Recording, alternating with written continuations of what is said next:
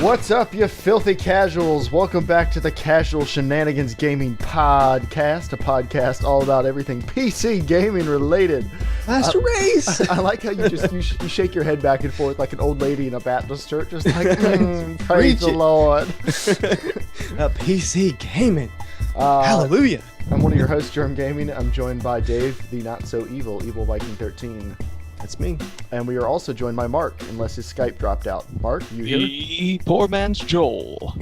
To anyone wondering where Joel is, he was supposed to be a part of the podcast tonight. We are going to call him, and he's at the airport waiting to pick up Norman to finish filming, although he's finished filming like twice already, so this is extra filming.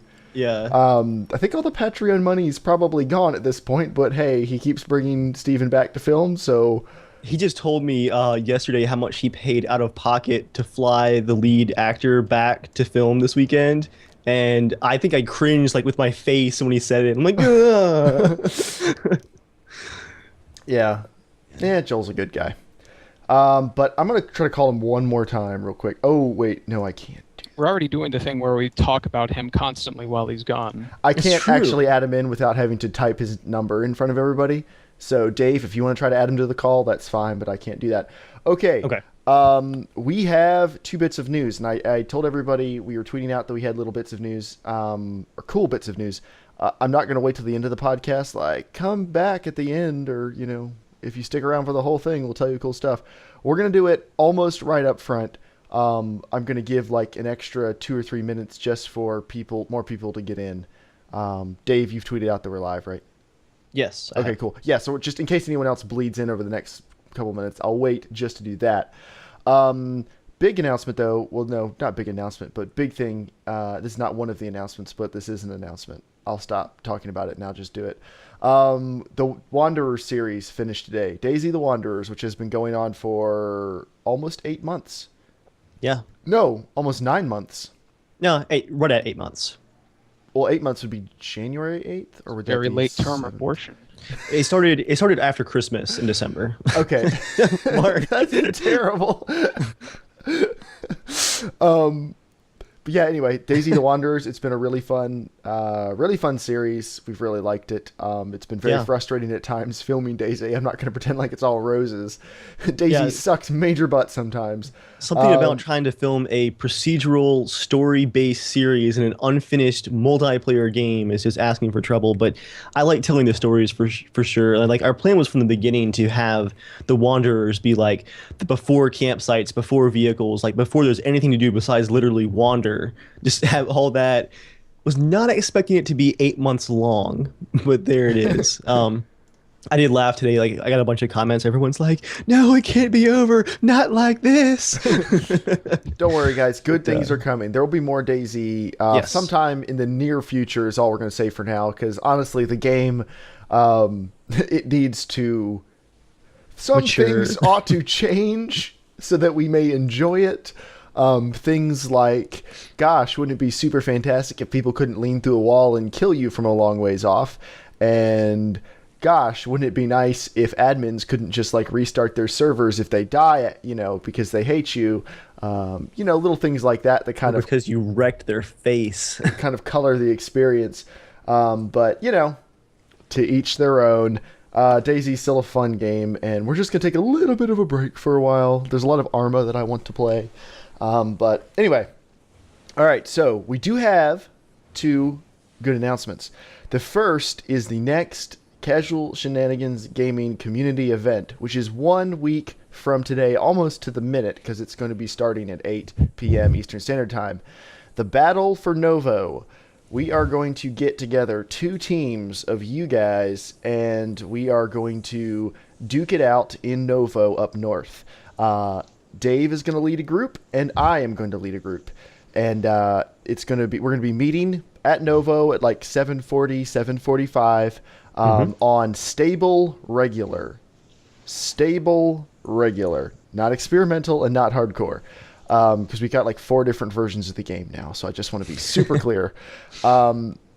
And the plan is, it's going to be kind of like a free-flowing plan, but the basic plan is Dave and I will each lead a team. However many of you guys there are, we'll just split them in half. Dave and I will each take a team along with any of the Casual Shenanigans guys that It's are like there. dodgeball in high school, basically. Pretty much. You and you. And I'm hoping I get Joel as a teammate, actually, Ultra. I feel like I could use his particular skills for this. But we're going to differentiate the teams with hats. So come with a beret and a baseball hat if you can find both of those. Try to find both of those and bring them. Also, so that if anyone can't find one, other people will have one. But that's how we're going to differentiate the teams, is baseball hats and berets. So bring those. And this short If you clip forget, from this... prepare to be berated. Oh. I'm so glad Mark is here for this. Or you get to wear the construction hat of shame. Only yellow ones, so we can see it from a long ways off. and not pristine either. But the basic idea is we'll meet up, and then Dave and I will each take our groups for maybe a half hour, hopefully not any longer than a half hour. I'm thinking just long enough to go out into the woods, get organized, and then come back into town. And the objective will be, I guess, to fight to the top of the town hall. We should each bring a flag to bring to the top, like some sort of item you can bring to the top. Yeah, it's got to be something like that so people just don't like the lucky person sprints inside and just gets all the way up without a sniper hitting them. We'll think about that. We're going to, there's That's some objective. some Dark Souls 2 strategy there. Yeah, I did that last night, Dave. We were playing Dark Souls 2, and I beat a boss, and I went for the bonfire, and I didn't see it, so I kept running. I ran all the way through an entire sector. Didn't fight anybody. I couldn't stop. Like, if I stopped, they'd catch me. You just beat Dark Souls. No, they killed me. Actually, yeah, you guys in the chat, put up some ideas for what kind of flags we could raise for the teams. Or Like maybe one team something, has a what do we do in propane Novo? stove or yeah, something, because I don't want it to be like if someone gets to the town hall before anyone else, they could just sprint to the top, and no one would be able to shoot them from the outside unless they got a lucky shot through a window. So we don't want it to be that easy. Maybe it's like take and First hold. person to cook a steak. you have to hold the top for Town 10 hall. minutes. Oh, would that be get to the top and cook a steak to completion on like? Stake your claim. Can you make a fire inside? I think you can cook steak on the frying pan on the portable stove. But you Okay. know now someone's gonna bring a cooked steak with them in their backpack. No, you and I will have the raw steaks. Okay. So if one of us dies, someone has to come get the raw steak and get it up to. Okay, that's what's going to be. I like this. You can tell we've done a lot of prep work for this. Damn So it, I wasn't trying to help. Dave and I will have steaks of a non-specified animal. We will. And maybe we'll have different stakes to say which team it is. I don't know. This is probably like things the that we arm should do. band getting to a Lord. concert here. It changes every night. But yeah, well, if you get to the top, and you'll have to be able to cook a steak. You have to hold the top long enough to cook a steak, and then the leader will eat it. And if we're dead, then like whoever's next in line, there won't really be that good of a chain of command. Based on the Battle for Bears, things are going to fall apart fairly quickly. We're just hoping plenty of people die in between. You are welcome to run back and join the fight. It's farther away from the coast, so there will be less of that, I'm sure. And that's basically it, guys. So that is the first announcement. Now, you might be thinking, okay, whose TeamSpeak are we going to use? Because we've used different ones in the past. Well, here is the next announcement. We have a new TeamSpeak server, which in itself is not that cool because we've had several of them. But this is paid for out of you guys' Patreon money that you keep giving us for whatever reason. Sorry, we appreciate it. But this is a new TeamSpeak server we have paid to host through gameservers.com because we've been having issues with where ours is hosted. We were hosting it on Yako's computer, and Comcast has been giving him the short end of the stick. So Very surprising, actually. Yeah, I was yeah. shocked, I mean, personally. Comcast, you wouldn't think, but so yeah, we have got a new TeamSpeak server, and the reason this is significant is because it is for all of you guys as well. This is the TeamSpeak server we're going to be using for everything we do, and we do have a password-protected channel on it so we can record without someone like hopping in and going, "Hey, what's up, guys? Wait, are y'all doing something? Oops!" Just to avoid that. Hi, internet. Right, just to avoid that happening by accident, we have a password-protected channel, but it is free for anyone to use. If you want to get your friends together and play and you need a TeamSpeak server, you're welcome to use it. This is what we'll be using for all our Casual Shenanigans events. It's a 50-slot server. I can bump it up if we need to. But thank you guys for supporting us on Patreon. We have plans we're working on right now for some big improvements for stuff that will be coming from Patreon money, but this is something quick we wanted to do. Just go ahead and get that up. And it's nice that we don't have to worry about restarting the computer it's on or anything like that. we were actually trying to record the first part of the Wanderers episode. We had it all planned out. We had our tent. There were like 9 of us getting on to record the campsite scene. And Edgar's internet connection, Yakko, his TeamSpeak was so bad. It was like you were calling from a cell phone in like Arizona, like out in the desert, like, or maybe even the moon. The bitrate was like 2. Yeah, it was really bad. So like we actually got frustrated enough. I was like, how much Patreon money do we have? Okay, we're buying a TeamSpeak server or renting. We're all talking like on direct chat in game as Jeremiah buys a desperate TeamSpeak server, but it was a pretty decent one, it looks like. So diners, drive-ins, and die. That's a good one, Mark. Sorry, in chat they're talking about you have to host a cooking show at the top of the town hall. You have to talk about what you're doing as you prep the steak. I photographed a wedding last weekend. We're really tangenting off. This is gonna be a great video to upload to announce this event. I shot a wedding last weekend that was catered by a restaurant that was on Diners, Drive-Ins, and Dives. Ooh. And the food was excellent. One of my life goals would be to go to like 100 restaurants that have been on that show, because every time I see that show, I'm like, this all looks amazing.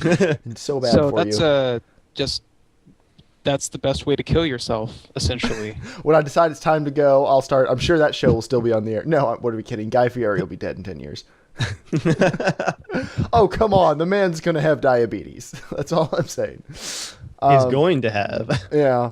You see the guy from Man vs. Food actually got fired from the show because he lost weight, was like, hey, I'm killing myself, and got healthier. And the show was like, oh, screw that. Yeah.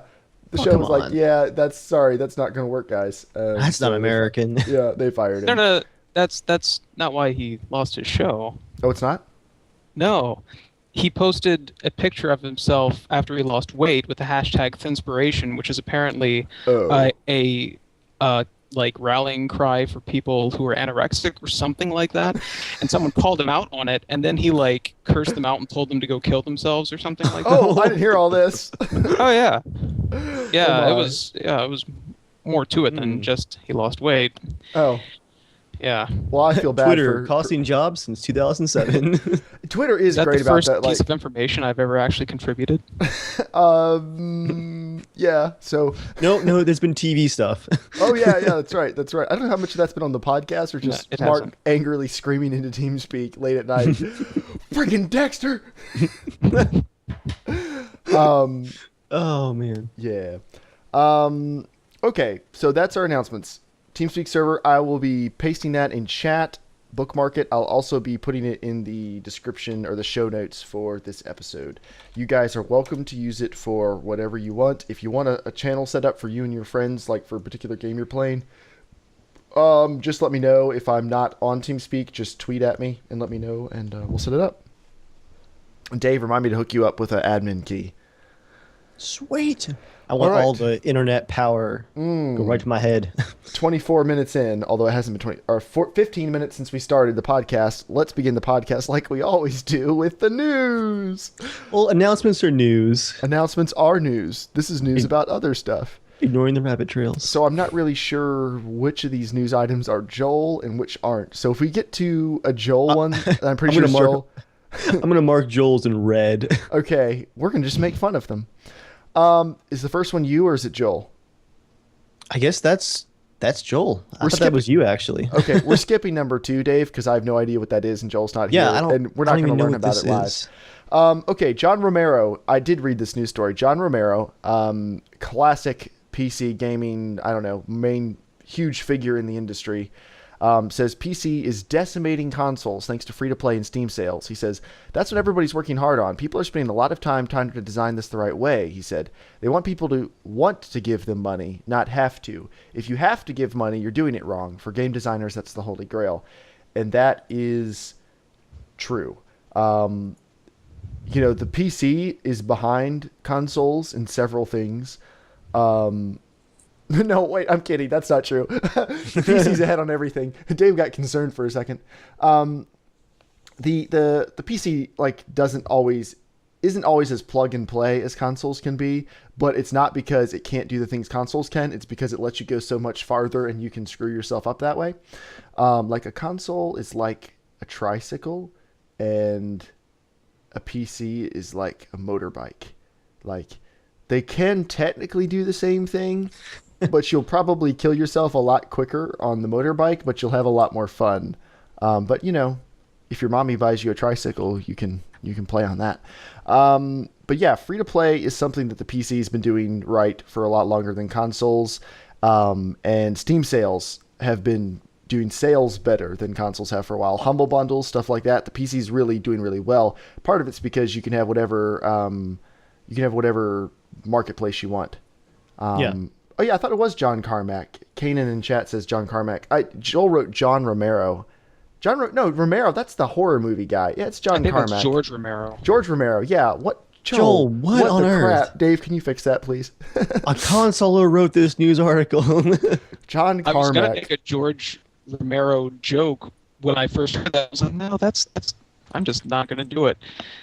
But what was your speaking of joke? Joel, he's actually ready to be called in whenever we want to humiliate him on the air. Can you add him in? Yeah, I got him. All right, add him in. Once I figure out how you do that, add participant. You go to call. Add people to this call. Why is there so many drop-down menus? Because Microsoft bought them. This this is is what everybody comes for. so many nested menus. Here he Surprise, Joel comes. face. Here he comes. Oh wait, are He you calling? doesn't look a thing like Jesus. He's on Skype. Oh, he's on Skype on his phone. Mhm. Yeah. Oh, I bet this was call quality is going to be fantastic. Come on, AT&T. Ah, just giant So- Joel face. It's kind of awkward just sitting here. We have two frozen faces. I've been moving my face as much as possible. We're gonna have to get you a webcam, Mark. Patreon money. That is a tremendous waste of money and spitting in the face of anyone who actually contributed. All right, if he's actually ready to join, why isn't he answering? I'm just asking questions, Dave. Just asking questions. I'm gonna see what's going on. He said, "I'm ready" at 8:27, which was 2 minutes ago. I'm gonna do pick up ? Try just maybe it's not loaded on his phone. Try just calling his actual phone number and adding that to the call. Okay. All right. Fun times, guys. Fun times. So I guess we can't really we can't go on to the next news item yet. Next one's Joel's. Yeah. Okay, Well, yeah, we're probably gonna skip it. I'm just gonna call his phone number. Okay, that He sounds said he good. got no notification. Ow. It's a super loud. You guys hear that? Yes. Are you dialing this on your phone? Or No, it's on Skype. Why do I need to hear you dialing a number? Guys, I'm adding someone to the call. Ow! Yeah, how do I call? Just hit enter, I guess? I Nope. mean, there should be a phone button. Nope, my options are pound and asterisk. There's no phone button. No. All right, Dave, take his number, paste it in Skype chat. I'm going to throw up the splash screen so no one can see what I'm typing, and I will add him to the call. Oh my gosh, Skype, what are you Splash doing? screen is up. All right, give me his number in This chat. number won't be visible after you Correct. pull this. Okay. Correct. I've got the splash screen up right now. I mean, but once you pull it back down, it won't still be there. Correct. Are you sure? Wait. For, Oh, it will. It actually okay. will. Yeah, I was gonna say. Let me try dialing this again. Hold on. Jeez. I'm gonna add him as a separate contact. Save a phone number. This Joel's episode is going to have to be saved in editing. Oh, no. We're not going to edit anything. Here, can I find some music to play? Royalty free. I'm going to find some terrible royalty free music real quick.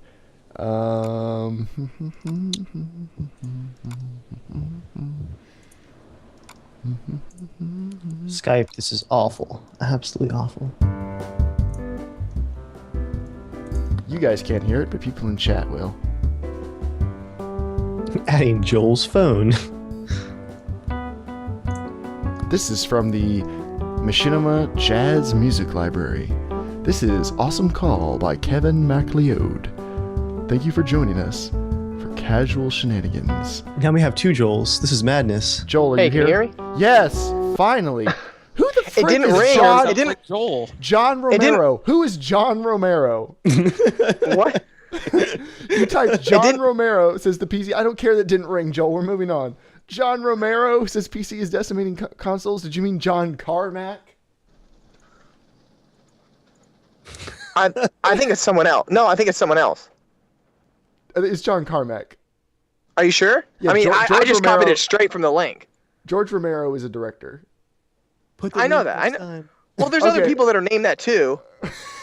All right, we'll move on. Someone in chat, please correct us if we're wrong. I'm sorry, Joel. I didn't mean to jump all over you like that. How's the airport? I'm not just. I'm actually sitting outside of an Old Navy.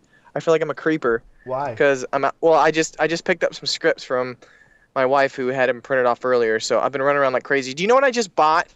I never thought in my entire life I would ever buy this, but I bought 4 freaking umbrellas. Why? Tell us.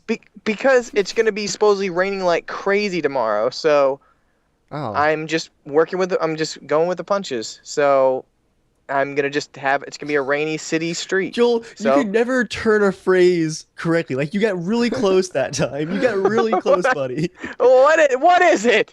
Guys, you heard that straight from the horse's hooves. You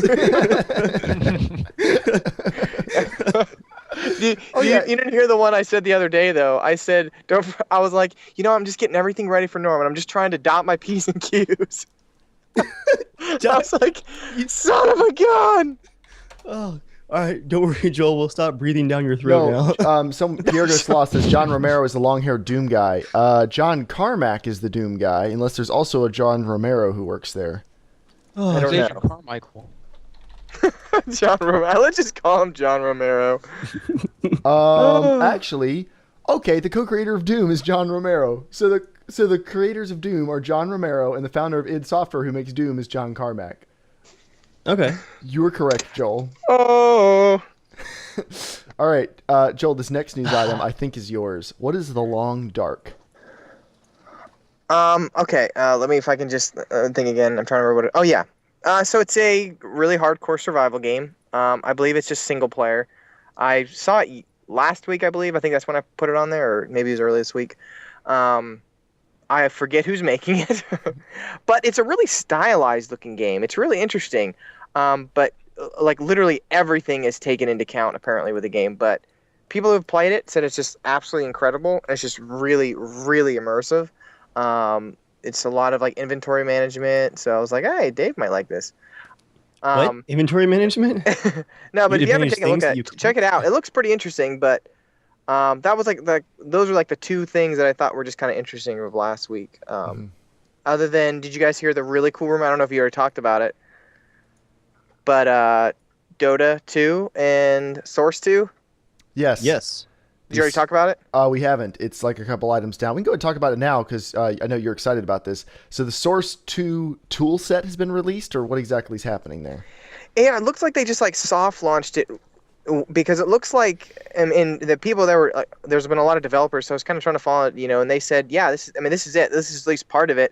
It looks like they're trying to roll it out with Dota 2, and the entire toolkit is 100% different. And everything's it looks really legit. Yeah. So.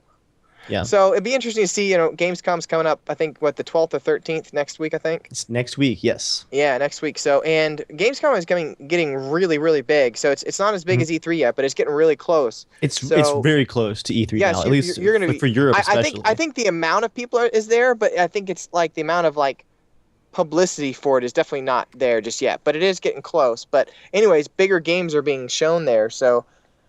you never know. Joel, so I'm guessing what you're excited to buy is that if Source 2 has been announced, what might be coming right behind it? Ricochet 3! Now, Joel, are you breathing heavily right now? Are you getting a little bit of a flutter in your heart? I'm in my car, the engine's off, and it's just really foggy in here. So, yeah. I'm not even sure what that means. Hey, Joel.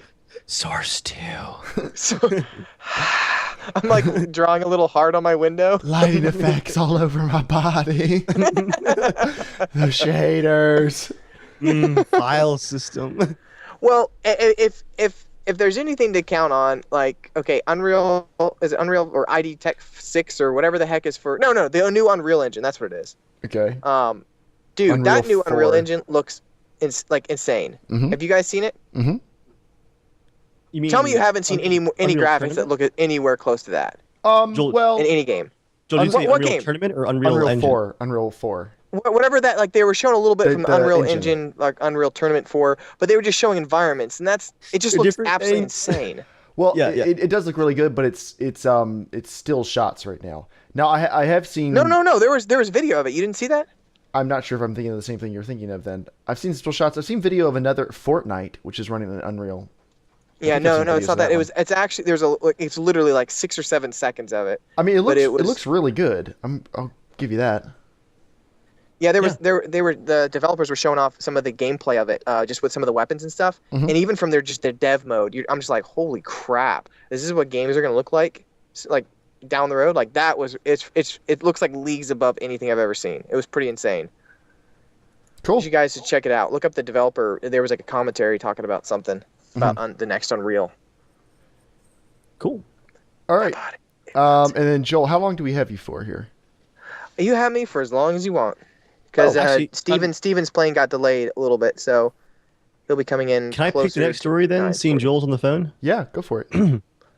So Joel, in California this week, a California man filed suit against Sony over Killzone's 1080p graphics claims for multiplayer. It's a Yeah, lawsuit over console saw that. resolution. Yeah. So apparently, I hadn't heard of this technique before, but their multiplayer in the new Killzone on the PS4, on the back of the box, it says 1080p. And like all of their spec stuff for the game said 1080p. But if you dig into the engine, and they actually did do like a whole blog on this and explain the details, but technically it's rendering at 960 by 1080. That's half vertical resolution, half. And then uses a temporal upscale technique to fill in the 50% missing pixels vertically. And this Horizontally. They're missing horizontally. It's Vertical. 1080 tall. It's 1080 tall. No, you're right. Yeah, horizontally. And so he basically is saying, I'm not going for millions of dollars in damages, but I would not have bought this game if I knew that it was going to be this low resolution. 'Cause he says that it's very blurry and very noticeable. What do you have to That say was to that, pretty Joel? wild. What do you have Well, to say to that? I think I know that's only for the multiplayer, because I know the single player looks legit. I noticed there was a difference when I played multiplayer. I didn't play it very long, so my question is though, I mean, I'm curious how the guy can sue, only because, I mean, any Xbox game, like any one you get, any Xbox 360 game, you look on the back and it says, it's like supports 720p, 1080p, all that kind of stuff. So I've always wondered, I'm like, what is the difference between that and on the back of those boxes saying, 1080p? Like supporting 1080p means it'll output a 1080p resolution. So if your TV runs at 1080p, we'll send you a 1080p picture. It doesn't mean it's rendering 1080p. No, I know that. I understand Okay. that. I'm saying, does the back of that box, is that what it's saying similar, or is it actually say, like, this game runs at 1080p, If Yeah. it says that, obviously that's not good. Yeah, I don't know. I mean, it's It's a gray area for sure. it is. And actually, like- the Ars Technica article that I got this from, Joel, I thought they had a great point. Even if this guy's lawsuit falls through, which I don't think it necessarily needs to go anywhere, but a great result from this would be if there was more clear labeling on games, maybe, where they're listing, hey guys, this is full HD for single player, but we use this temporal scaling effect for multiplayer. Like, yeah, but I think the average honesty could consumer be care good. about that? They're going to pop in and play it and go, oh, this looks good. No, Apparently they care. apparently they don't. This dude sued.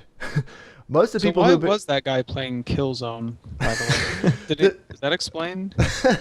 you own that game, Mark. I know. That's why I'm asking. Why was he playing it? Well, I mean, like, it's most people will pop it in and go, oh, that looks good, and they'll play it, and they won't care that much. I mean, I think most of the people making fun of the whole resolution things on the new consoles are PC gamers, just lording the master race over them. Because once you're used to 60 FPS at 1080p for all of your games, it seems kind of weird to have, like, some games have it, some games don't. Yeah. But yeah, I don't think most console gamers honestly care. And if the game looks good, should they care? Probably not. Like, So do would you you like say the that game? Is the game pretty? Fine. Article like this is PC masturbate. Masturbate is just gonna hop on that. Oh, please, that is fantastic. This Well, actually reminds I me. think it's interesting because it's like, what Dave says, I think, from a labeling and business standpoint, like if you were trying to sell your game and on the back of the box you have these conflicting ratios and dimensions like that. I mean, for the average person going to pop this game in, they'll be like, oh man, I don't have a 960p TV, Like, what does that mean? You know what I mean? Yeah, I think like, giving them that information would make people less happy. Not yeah, more I don't happy. think that would really help. I mean, maybe if there was like a settings inside the game, you go into like a video settings and it's maybe it told you a little bit more what's going on. Like the Mass Effect games on Xbox 360, you could actually choose a graphic setting on it. Like you could, because some people didn't really like the motion. Some people didn't like the motion blur on it, so you could take that off and then you can cut. It would it would like bump up some kind of thing like shadows or something if you didn't have it on or off, one of those. So like if they did something like that, I think that'd be appropriate. But definitely on the box, that would be more iffy. You'd have more people going, oh, I don't know if my TV, because it's not like TVs have 1440p resolutions. I mean, now they're getting to 4K TVs, but most people don't have those. Most people know 1080p, or 1080. Yeah, exactly. They I mean, that's a standard resolution. It's pretty easy to understand. But yeah, I think. Because I even got confused the first couple times when I had a console. It was like, you have 480p, 720p, 1080i. I was like, what the heck is all this crap? I was like checking to see what my TV is. I'm like, is this going to display wrong? I don't know what it was. Said the director. What the heck are all these video resolutions? I'm still using my handy cam. I'm using tape. Tape is the future. Yeah, I mean, I don't think it has to go into huge amounts of technical detail, but I think having two very clearly defined separate rendering styles for single player and multiplayer should have been mentioned somewhere on the box. Should it? But does it look any different while you're playing it? Some of the people who were also involved in the lawsuit said that they actually got headaches because it's very, very fuzzy compared to single player. Like it's like a blur effect on the whole frame. Mark, have you played multiplayer in Shadowfall? No. Joel, have you?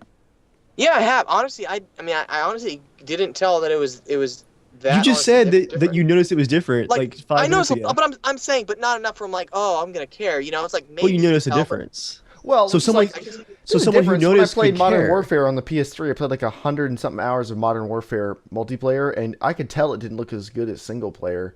But oh yeah, no, exactly. I mean, the same thing. Like, yeah, Call of Duty, they always have a little bit slightly lower res or whatever because they need to always be sticking at 60 for the multiplayer. Or single player can waver around a little bit if it needs to be. It's not going to really affect the gameplay, but multiplayer needs to be kind of slick and solid. Right. But I'm just saying, Joel, I didn't notice enough where it felt really different. Like it would be half the resolution, not at all, but. My point, Joel, was just that you noticed but didn't really care, but someone else who maybe had like sensitivity to certain kinds of motion, or maybe they're just picky about their graphics, if they noticed, they might care more than you guys might. I get the thing for people being sensitive about motion. Like, do 3DSs have warnings in the box about using the 3D effect? Because a lot of 3D movies do. I know I don't respond well to 3D stuff. Like, I can see the 3D effect. I know some people can't see it. I can see it, but it just gives me headaches and makes my eyes really tired. So if this was, you're not gonna be able to experience Oculus Rift. I'm not. It's 3D. Is it? Are you telling me, as a PC master race, you don't know that the Oculus Rift is freaking 3D? I thought it was just two normal screens. That's what 3D is. It's two different screens, but the image is slightly a little bit to the left, right. slightly But that's that's like real 3D, like your eyes work, not showing one image. There's nothing else around your peripheral vision to distract you. It's just the effect. Yeah, the problem I have with this broadcast 3D, Joel, is that it's showing you one image that's fuzzy, and you're wearing something that filters the image so you can see it. That's what tires my eyes out. Are you talking about like the red and blue or red and green? No, even modern 3D just uses polarized glasses, so they're polarized for different light ranges, light frequencies. Okay, that's obviously a little bit different. The 3DS is actually two different screens. Right, but that still tires my eyes because they're laid over one another. The Oculus Rift is different because it's one screen and one screen. Oculus Rift is not going to be any different for you because they say it's very similar. I feel like it will because it's designed the way your eyes normally see stuff, and no other 3D thing really is. But that's neither here nor there. Yeah, we'll see. I want it to work. If it doesn't, I'll be kind of bummed. But yeah, that would suck if you have a headache for it. Here's the next bit of console news. Rise, Son of Rome, a very disappointing launch title for the Xbox One, is coming to the PC this fall with 4K support. And Dave, I think your video is freezing. Looks like you're trying to open your mouth, but nothing's coming out. Quick, shove stuff in. Yeah, What? Rise is going to have 4K support. The company did say last year that they were not bringing it to the PC. I don't think many people were asking because most of the reviews said, I guess if you want an Xbox One, you do need a game to play on it. So here, play this. But Didn't it that's get about like 6.5, 7 Yeah, out of 10? I mean, like, it it's wasn't horrible. I not mean, horrible, but I'm not like, ooh, it's coming to the PC. 4K? Woo! when I saw the news, I just immediately told Joel on Skype, I'm like, well, time to add another game to my $5 list on Steam. I don't even know if it's going to be worth that. Well, no, I would like a hack and slash. Like if they brought the God of War games to the PC, I'd really enjoy It looks really those. good too. It's CryEngine. It does look pretty good. The artwork is nice. Dave, you're gonna buy it just for graphics. I actually bought the original Say that like that's Metro. a bad thing. I bought the original Metro Yeah, that is kind of a 2033, retarded Joel, thing to do. because I wanted to test it out on my system, Not really. and I ended up loving the game. So Yeah, the original Crysis everyone bought for graphics. We bought it for Chris because he built the first computer of anyone I know who was able to actually play Crysis, and the game actually turned out to be really great, and we loved it. So some games can be awesome and be pretty. What? That's funny. Like I saw the game going, oh man, this is awesome graphics, and the game looks freaking awesome. Well, you notice the graphics Hey, first. this game looks awesome graphics. I just want to buy it for graphics. I haven't really seen many trailers beforehand, Joel. I didn't have a gaming PC at that point. I was still on the PS3. Oh, okay.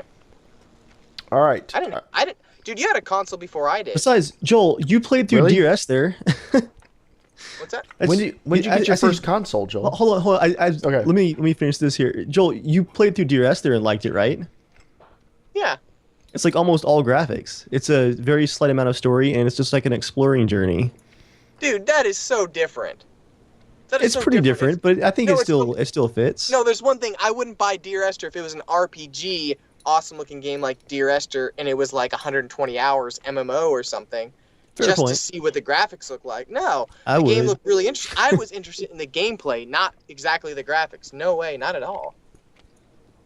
I But do that not was buy still the main for part of graphics. DRS there. There was much more environment and graphics than No, I'm gameplay. saying the game has tremendous looking graphics. Have you heard? You've heard of that new game that's coming out by the people that made Amnesia and stuff? Yes, That game looks indeed. amazing. I want to buy it, but I want to buy it not for the graphics, but that's the kind of game I like. game? You can explore and stuff. Rise, you're not going to explore. You're going to have a really crappy looking story, probably a terrible game, and you'll just pay $5 just to see if it runs on your computer. Yep. Yeah, you're not You're wrong, interested- Joel. I think go get it. I mean, if it's $1, might as well. But For me, I just think okay. that's a weird thing. Imagine it like this, Joel. Like people pay to go see botanical gardens and museums and stuff. I enjoy video game artwork a lot. I'm a video game artist, a 3D artist. So for $5, that's less than most museums. I'll go check out what's going on in someone's game for And sure. you get to stay in People your went to house. see Transformers 4. I was Dave, waiting for Mark you to better do not something get the Twitter. Oculus Rift then. You're going to buy freaking every game because you're just going to be like wandering around looking at art. Well, I do that anyway, so yeah, dude. I think my DX story, and actually going all the way back to like 2007, 2008, my Fraps folder, my screenshots folder. I try to archive games where I've taken just environment shots that I liked. I must have like 40 or 50 gigs of screenshots over the years. Now it's your FAPS folder. My Fraps folder. Dude, you are like a looter in real life. Well, have you noticed hard Dave drive says loot space when is- other people say things like pick something up? Dave, now I noticed, Dave, when we were in town visiting last time, I don't know if this is conscious or not, but you say looting when you really shouldn't say looting. Like, I'm Yeah. going to go loot some chairs. I'm going to go loot some groceries. Like, you mean I pick up? actually- You're going to pick up things? You're going to buy things? I blame Joel for that. I think it started with Joel describing me looting the story of different things. It's like when I was reading Game of Thrones last year, Joel's like, Dave, you're looting all the lore, because I would spend hours in the wiki like digging up obscure facts about Game of Thrones. Dave, you're not It's the busy best- enough. Okay, I'm rewatching through Game of Thrones right now. I'm listening to the books, and I'm kind of like watching it at the same time, just because I watched them like forever ago now, and a lot of the different characters, there's so many names and stuff. And I just love how Dave was like, "What? Yeah. You don't know that guy's name?" I'm like, "Dude, he like mentioned him like once, like one time in a obscure reference, and like signed a little name. Like I would not realize that was going to be so important later on." It's different if you read it though. Like seeing it with your eyes, I think you'd remember like names better. Oh yeah, well in the book you say Yeah. say names like 1,000 times because they say Yeah. Mr. Such and such went over here. Mr. Exactly. Such and such You went just over see it here. more But in a often. TV show, you don't always say, and then what's his name went over here. Then what's his name went over here. Then he drank Exactly. a Yeah, beer. that's true. Not a Joel beer. Real beer. I'm sorry I don't drink like you guys. I'm so sorry. You don't So drink that like glass full failure. of clear stuff Jeremiah's been drinking tonight, all moonshine. Oh yeah. My 7-Up. My diet 7-Up. The best. It's actually 7-Up 10, which I'm going to get on my little box here. If you see the 10 versions of drinks, especially Dr. Pepper 10, they have a tiny bit of sugar in them, like 2 grams of sugar as opposed to 40 or whatever. But it's like the diet drink with a tiny bit of real sugar, and it tastes almost just like the regular drink. They are delicious, and I've been trying to not drink much caffeine. I love Dr. Pepper 10, but they don't make Dr. Pepper 10 without caffeine. So, and decaffeinated sodas taste horrible. Like if they are caffeinated, then they decaffeinate it. It's disgusting. So I've been drinking some 7-Up and ginger ale. So you'll be I'm seeing actually that drinking 7-Up a- money coming in after this episode.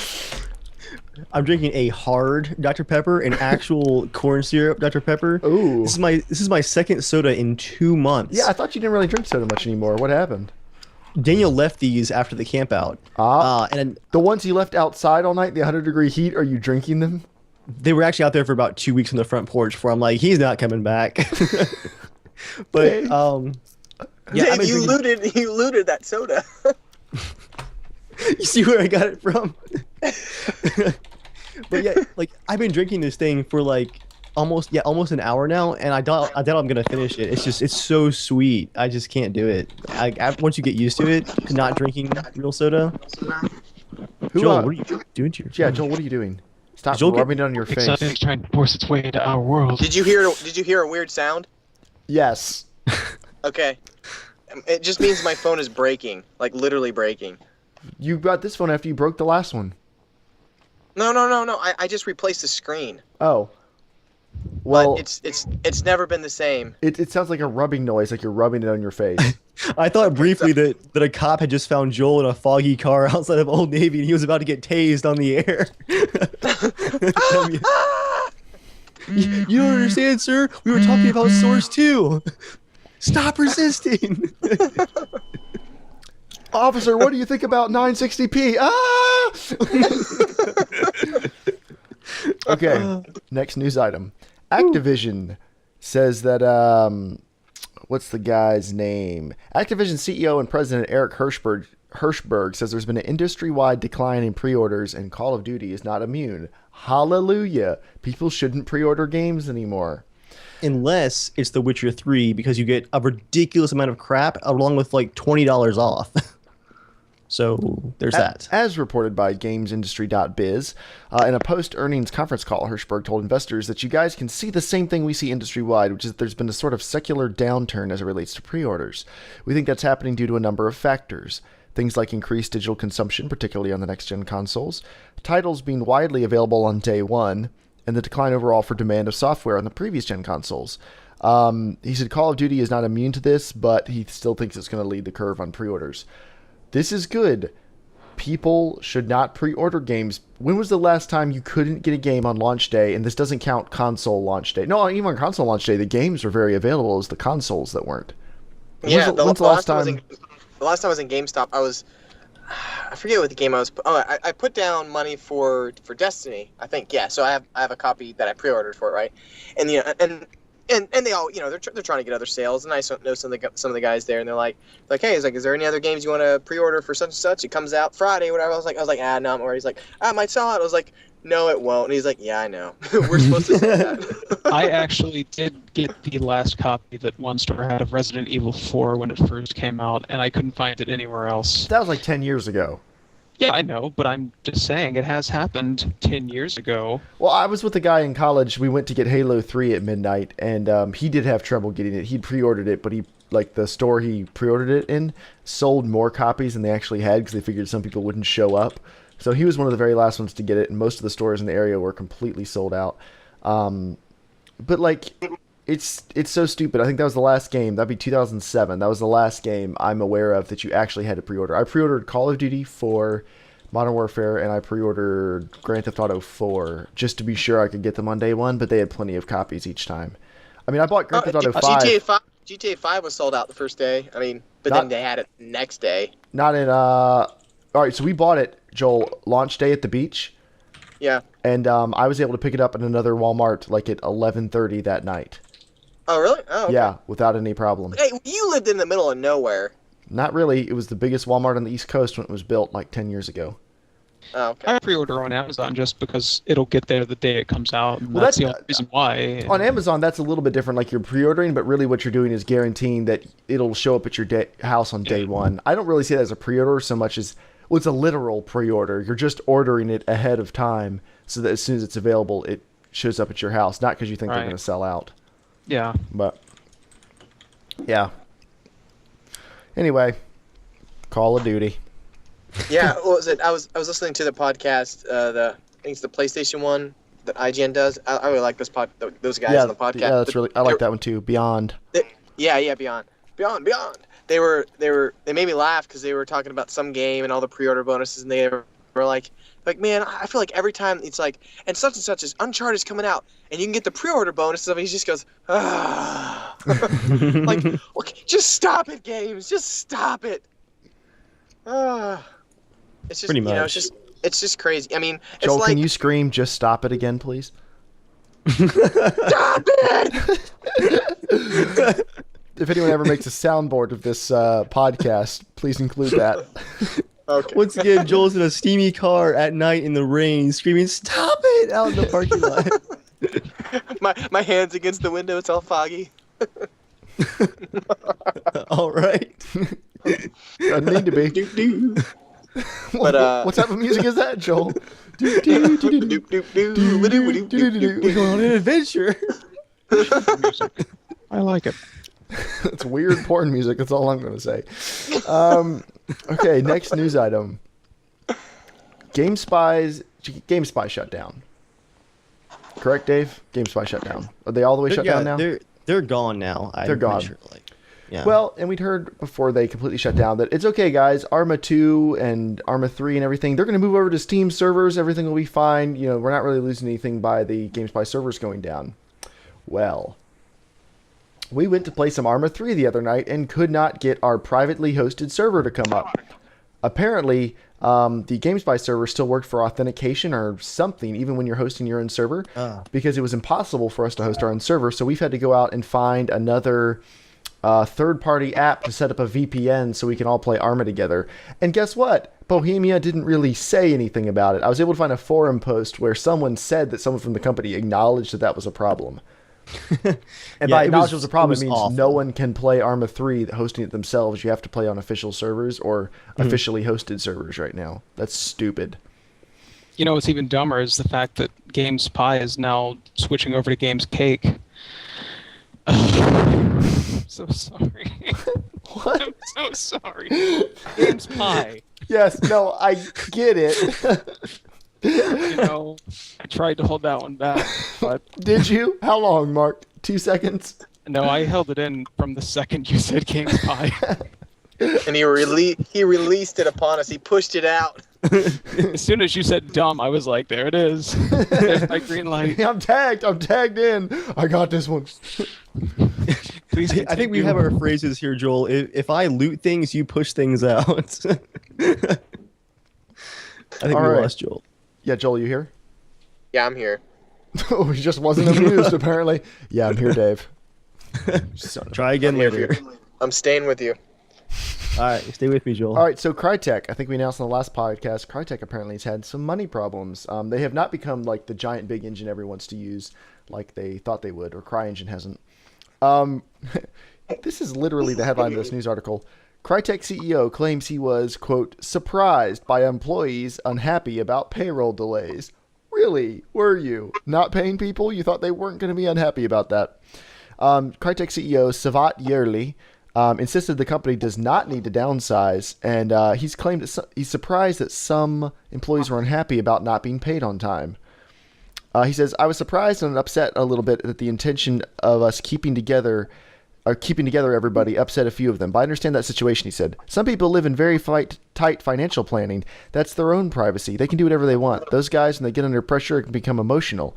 We try to individually help out. Like if someone gets in trouble, they can talk to us directly so they don't get under pressure. We try whatever we could do except paying them.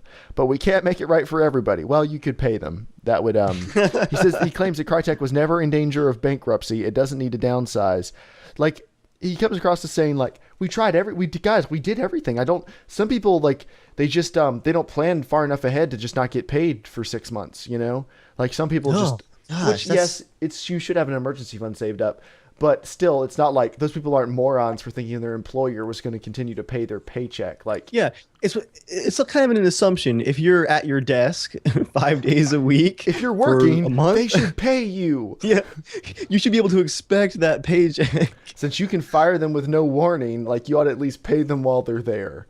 I mean, I just don't get how you can say I'm surprised. Like, how surprised could you possibly be that not paying people? Concept. Yeah, it's like. Organizations always act like they should have, like, employees should be loyal to them because they give them a job. It's like, yeah, but, you know, you would downsize them if you needed to. You would lay people off if the bottom line said so. So don't pretend like they should be loyal to you if you're not going to pay them. Like, that's, you know, it's a two-way street. You treat them with respect. You treat them like a real person. You pay them like people deserve to be paid. Please don't start crying, Dave. And they should work hard for you. That should be the, like... That should be the arrangement, not they work hard for you and you tell them that they'll pay them someday. Now, apparently they did pay people bonuses once their paychecks resumed, but still, I mean, that's not... That's at that good. Point, yeah, there was some good paychecks when they resumed, I guess. I'm pretty sure when you go to business school, under best practices courses, the first step is paying your employees. I mean, I would pay the employees before you pay your mortgage. Like, it takes, 6 months to foreclose or something. So, just... make sure you pay the people who make you money. Like, if everyone leaves, unfortunately, in the video games industry, if they left, they could probably hire a bunch of unpaid interns who are desperate for work and be back up and running in a week or two. As sad as it sounds, that's the video game industry. There's so many people who want to be in it. So, yeah, you don't have to remind me. I feel bad every time I say something like this because I know you want to be in the video games industry, but I'm sure you're aware that that's it. It's one of the unfortunate realities is you'll probably, if you get in the video games industry, you'll be laid off like every 2 years. Oh, yeah, it's part of the process. And it is part of the process. As I go around applying, I know that I'm stuck in between two groups. The first group being a lot of really talented people who have lost their jobs in the last 4 or 5 years. And then the group that you just mentioned, the desperate college graduates that will not be paid and still thank the company for being there. I mean, if you got the chance to do an unpaid internship at Crytek, would you do it? I mean, it's Crytek. Honestly, I'm really not sure. I assume Crytek was close enough to you that like you weren't going to lose a ton of money having to actually go there and work for them. If Crytek was in your town. I've already gotten to the point where when I get a message or an email saying like, hey, I'm working on this project, are you available to help out? My immediate response is, yes, I'm available for contract work. I think I'm just past the point of working for free. Good. It's just my time. I don't have the time to do that stuff anymore. And even working for Crytek, I'd rather just wait and not go broke. Dave, would you work for free for DayZ? Yes. And he sells out immediately. Joel, the one exception to the rule is if Dean Hall calls me home. What about DICE? No, I don't think so. Now, I think 2 years ago, you would have said yes, probably. Oh, 2 years ago, I would have done like an unpaid something probably anywhere. But I think I'm just at this point, I'm going to be patient, and I'm not going to. It's good. I'm not going to get bit over the table. Yeah, and the best part to get to after that is when you start turning down paid work because it's not what you're like really good at.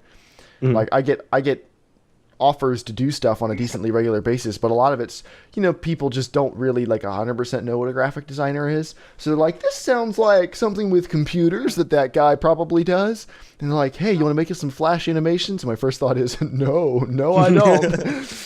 And so like if if they were. Yeah, maybe if I really needed the money, I would do it if I was desperate for money. But it's a good point to get to where you can at least go, no, this isn't even worth a decent amount of money that you would pay me, because this isn't going to further what I actually am trying to do. I would just be doing this for rent money or whatever. So, Right. I don't know. Next news item. Joel, am I hearing my voice? Are you on speakerphone? Yeah, I am just a little bit. Just a little bit? Just a little bit. I think that's what it's a binary thing, Joel. different Are you on speakerphone or not?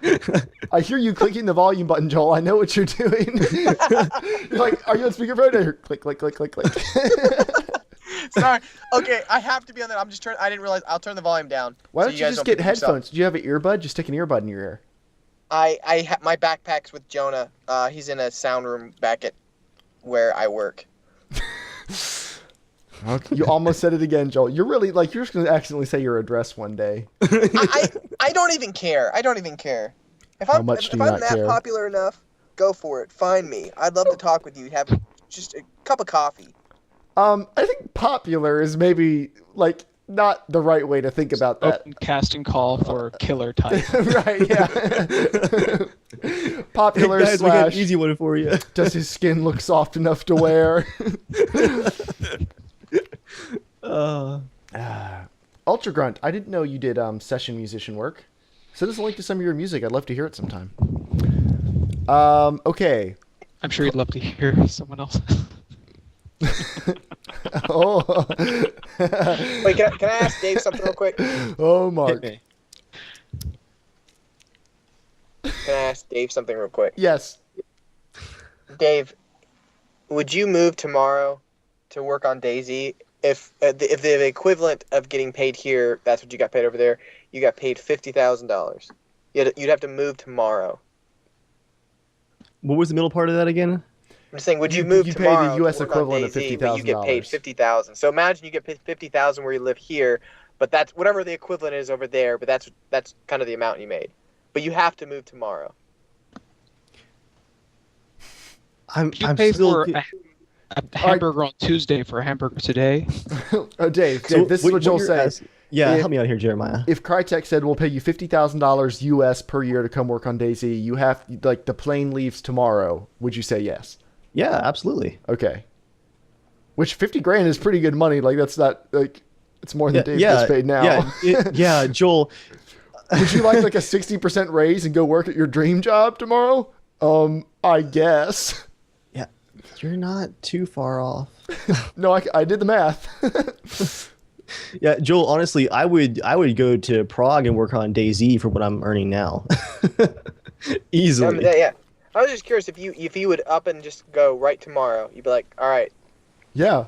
No, Your wife can come after. You just head out. Just do it.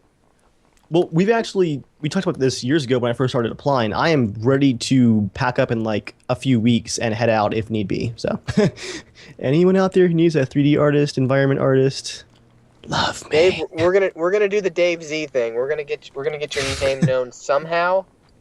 I mean, I'm serious. I mean, you get enough people surrounded around that, you might be able to get a few names. I'll be the most well-known guy in quality assurance. Okay, you want to hear something really? You want to hear something kind of really crazy? I just learned this week. Sure. I've been listening to a lot of movie film distribution type podcasts, just kind of learning lingo and stuff. Because obviously I'm making a freaking movie, and that stuff might be around the corner. And just kind of knowing the lingo and the business and what to look out for and stuff. Learning the biz. Yeah. Well, here's something crazy, right? There are movies now being made where they literally just hire people who have YouTube channels or Twitter followers that they have millions, right? So let's say Dave has 5 million Twitter followers or YouTube followers or whatever, right? You don't do movies. Let's say you can't act worth crap, right? But you have 10 million, 5 million people that follow you every freaking week on a video you do, right? People are hiring those people just to put them in movies because they don't care if you can act. It's that they have already 5 million people that want to see it. Well, that's the idea of the cameo. That's been around for years. You see a television show would advertise, but it's just this week on crazy they're doing that CBS, now with Britney Spears gets raped and killed. And people are the like, thing is, usually all right. Usually with cameos, they actually have people that can act or decent. You know what I mean? like it'll actually be like a decent actor. But this is like a cameo of a terrible person, terrible actor, maybe, just someone who was just stupid on YouTube. Like I said, doing... Britney Spears on CSI.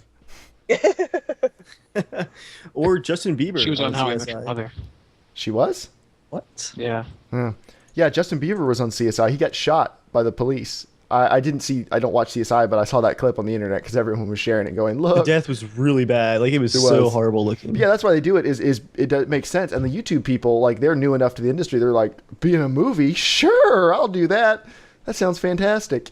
Like, they're more willing to do it for less money and stuff because they see that probably as a stepping stone to, I don't know, ultimate fame. Whatever ultimate fame is. Whatever level Morgan Freeman's at. Ultimate fame is where I'm sitting right now in a parking lot by an Old Navy. In a steamy car. That's what fame is, guys. Please tell me you're driving the Cavalier. That would make it better. I'm parked right beside it. Next news item. So, Colin McRae Rally. It's a rally racing games. They've been around for years. I say that knowing that most people don't care about Colin McRae. But it's a very popular rally game, which you should care about, is Colin McRae Rally, launched on Steam for PC and Mac July 31st with a product description that stated, from the developers of the multi-million selling franchise and based on content from the 90% Metacritic rated Colin McRae Rally 2.0, which is referring to the version that launched on the PlayStation in 2000. So it also mentioned in the description that it follows the release of Colin McRae Rally on the App Store, which became the #1 rally game in many countries around the world, and calls from you guys to bring that classic Colin McRae gameplay to more platforms. So people bought it thinking that was like a remastered version of the original Colin McRae Rally. Yeah, it sounds like it. It is not. It is a port of the mobile version. What? Yep. Speaking of careful advertising and box descriptions... It has now been updated to say, Colin McRae Rally features the car and track list from last year's top-selling mobile title and features 30 amazing rally stages, and in 3 environments taken from the PlayStation Classic. And they are now offering refunds, because apparently a lot of people didn't want to buy a mobile game to play on their computers. So, lesson to everybody, if you try to screw PC gamers over, most of the time they complain real bad. Like, if they're unhappy about something, they really complain. Go to r/DayZ or r/Battlefield 4. Their keyboards are closer to their fingers. They have keyboards. They can type their feet much faster. The reason console gamers don't complain as much, except on YouTube, is that they have to go to each letter one at a time. It just takes a long time. Like by the time Colin McRae's dead, by the way. Thanks, Kanan, for throwing that in chat. Bringing everyone down. His legacy lives on in this mobile game ported to the PC. So proud. When I die, you guys will be like, Joel made that movie Norman. So proud. And then Joel? just laugh at me. We're going to say just like that, too. No, I'll probably cry because you're my friend. I'm going to go ahead and put in my review, and I'm going to say it's phenomenal. Phenomenal. Get out! Get out! For some reason, the second time it was even funnier. I don't even understand this. No, Joel. Hopefully, this is the worst time to be serious. I'm being serious. I hope we have much bigger things to remember you for than just Norman. Not that Norman's not going to be good, but I hope it's like Academy Award-winning director Joel Gelzo. For Norman 10. Well, the return of Norman. The return of the underground leeches. Like, what the heck? Hey, as long as I can lead them, I'm cool with that. Joel's gonna be so famous and rich one day, he'll be paying millions of dollars for botnets to edit Wikipedia to erase all knowledge of Norman. Like it never even existed. Speaking of Joel, Jeremiah, let's make sure that before Joel gets off the phone call, I want to do our comment of the week. Okay. Involves him. All right, well, let's go. We only have 2 more news items, and they're both pretty quick. Yeah. WoW subscriptions have halved since 2010. They're down to 6.8 million from a peak of about 12 million, which may signal that WoW is on the way out, which would make sense because it's 10 years old. And when's the last time a million people played a 10-year-old game? I mean, that's WoW is one of the biggest games of all time, probably money-wise the biggest game of all time. So kudos to them for keeping something that people wanted to play for that long. And it looks like, they could be dropping in numbers for years to come and still be raking in crazy amounts of money. I bet free money. In 2020, they'll probably go free to play. No, they're still breaking content and stuff. It's not free, but they're making a pretty healthy profit at this point. I bet Activision's going to change as a company a lot when they're not making those WoW bucks anymore. That's a good point. $15 a month, 12 million players. Do you want to do that math for us real quick, Dave? So that's the peak numbers, that's right? That's $180 million a month. That's impressive. A month. So per year, would that be what? That would be... Whoa, I'm doing the math. That's a lot. $2.16 billion. A year, and it's been out for 10 years. Now, it wasn't at 12 million the whole time. Even if you average it out to maybe 7 million a year, that's pretty crazy. Every time I've tried to buy any WoW content, it's always been like a 2 CD collection of contemporary Christian music. I'm really confused. So... It's just sinking in. I had to really think about that. I feel like we have to... Mark, please explain that joke. WoW is a collection of contemporary Christian music they put out every year, or they used to. It's all over Walmart. Yeah, that's true. It's on the end of... Yeah. It's all over Walmart. What's the secular version called? I always forget. Now. That's what. Yeah. And they're up to now 80. Oh, why does Christian music? Why does everything Christian have to just straight up copy? They're like, oh, this is so dumb. What's our next story here? Last news item.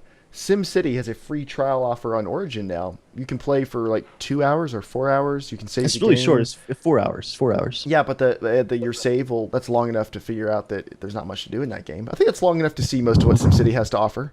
No, actually, I didn't hit the content barrier until about 20 hours in. That's when you first start realizing that there's a serious really, drop off because the I cliff. borrowed Joel's account and started playing it. I made about 3 hours in before I realized that Tropico was doing everything much more fun than SimCity was, and I bounced.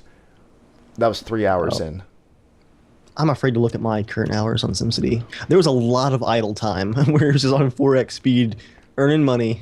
If you do decide to buy SimCity, your saves will transfer, so that's cool. But going along with that, what else is free on Origin, Dave? Battlefield 4 is free for once you download it, I think a week of whatever the hours are for that. Yeah, for a week. For a week. Oh, okay, for a week. I was like, holy crap, dude, it's already free? So, yeah. Do you think that's because the player base has dropped so much they need to get new people into it, or do you think it's because they're confident enough in the game, they're thinking, hey, if you've been on the sidelines till now, the game's good enough that if you try it for the first time, you'll probably enjoy it? I think it's both, actually. I think they're trying to fill up the player base again, and people that were afraid to try it now can just try it for free. It's just it's a 20 gig download, but if you have decent internet, it's not horrible. And a week free, that's enough time. You can really get a good, you'll know if you like it at the end of the week, so. Yeah. One thing that I was actually surprised, though, is if Joel was to stop molesting his phone in his foggy car by himself. Sorry, I had to do that. Oh, I have a mute button. My bad. You had to molest the phone? Yeah. You heard what I said you were doing, right, Joel, before you confirmed that you had to? No, what did you say? I said that you were molesting your phone. You're like, I had to. Well, probably if I knew that, I'd probably say the same thing, so whatever. Probably so. Backpedaling a bit. I'm actually surprised that DICE and EA did not wait longer, because a giant patch is due next month containing 3 months of changes from CTE.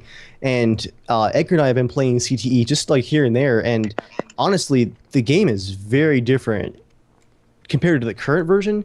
But looking back at November's launch date, the entire UI is different. The netcode is ripped out and completely redone.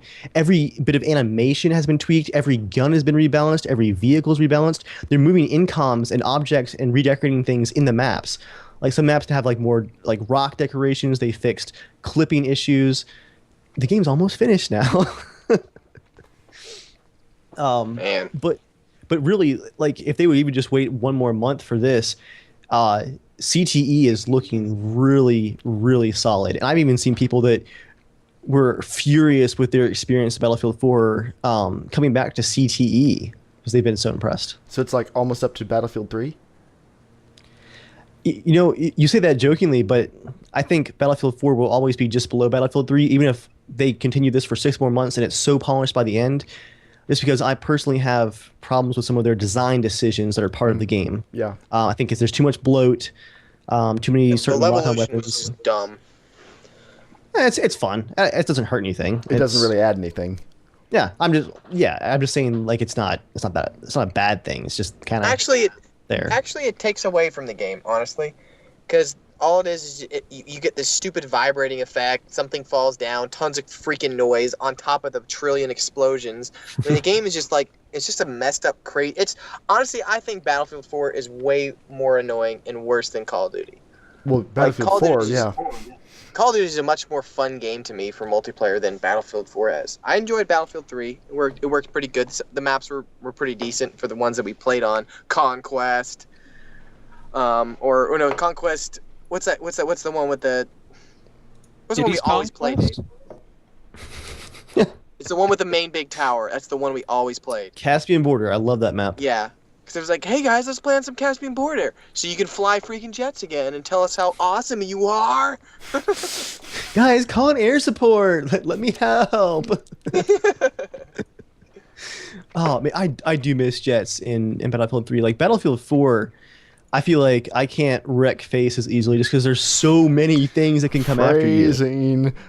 I can't wreck face as easily. I don't know. I've just You came in like a wrecking ball.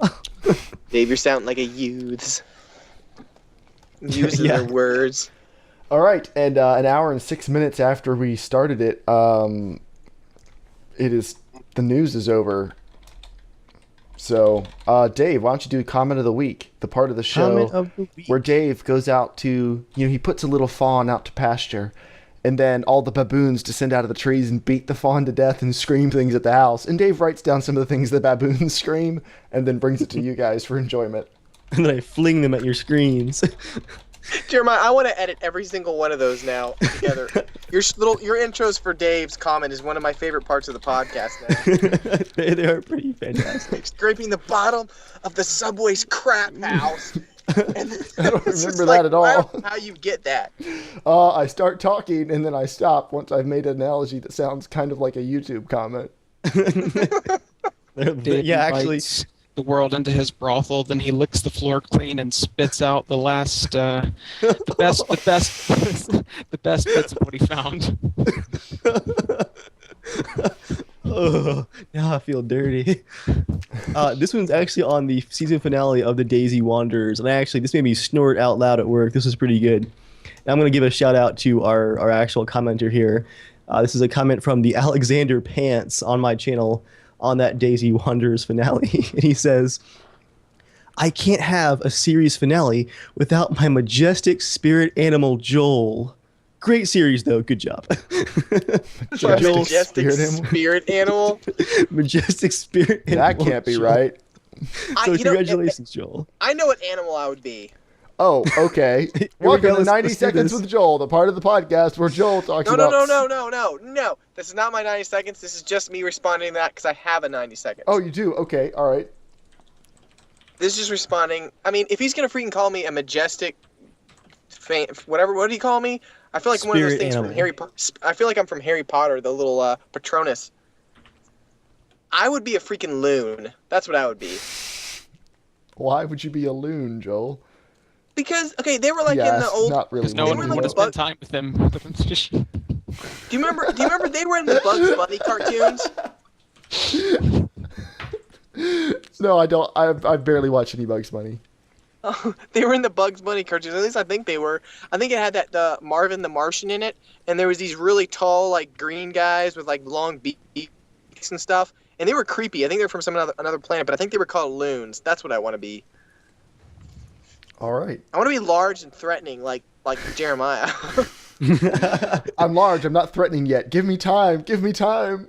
I don't have a source yet, or a source for this one, but we were talking earlier about the lawsuit for the resolution and frame rate and stuff, and I ran across this image on r/PC Master Race that was pretty great.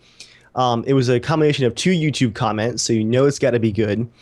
The first comment was on a video about monitor refresh rates, and it was a consoler who had an Xbox Live like avatar commenting that frame rate didn't matter and 24 FPS was more cinematic, and 60 FPS, like, you couldn't even see it because your eyes can't see that fast, and no one cares about 60 FPS, and the PC gamers should just shut up about 60 FPS. Just shut up about it. No one cares about 60 FPS.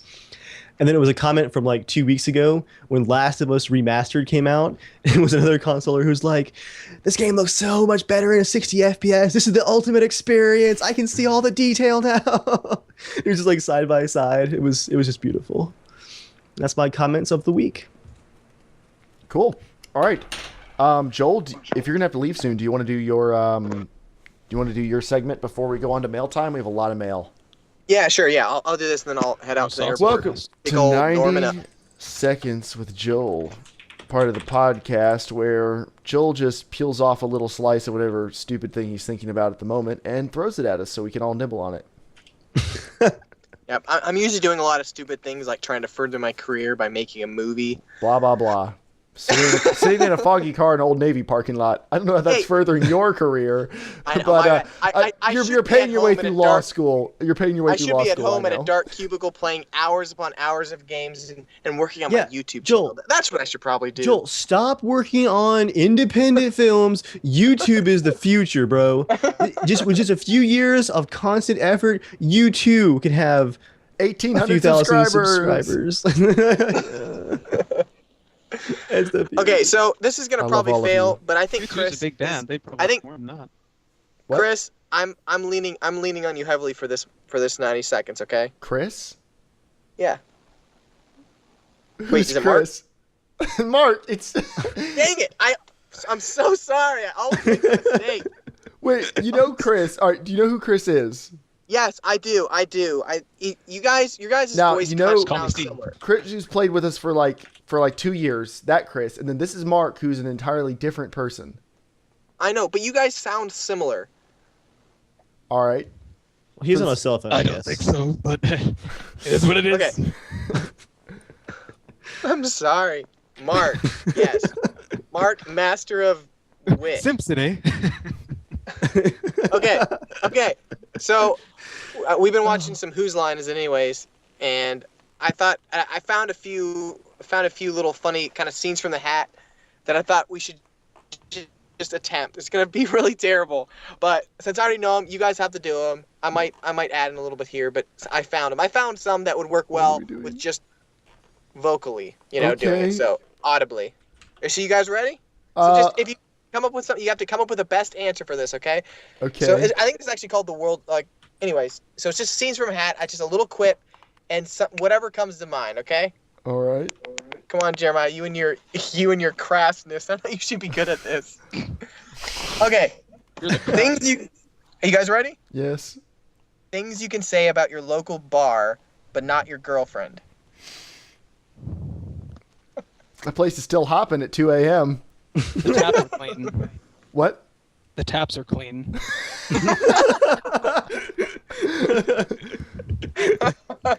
Good value.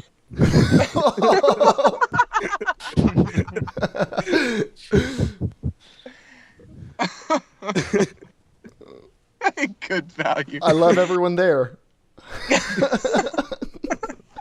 Okay, next one. If children were named after Google search topics. Myself. Penis wart.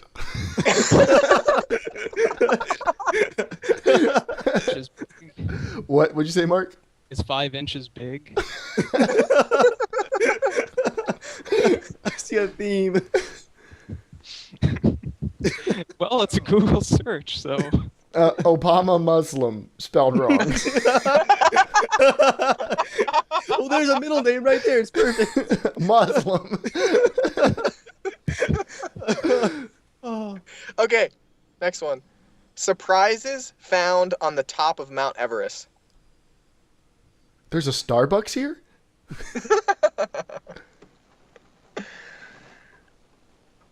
That's a lot of corpses.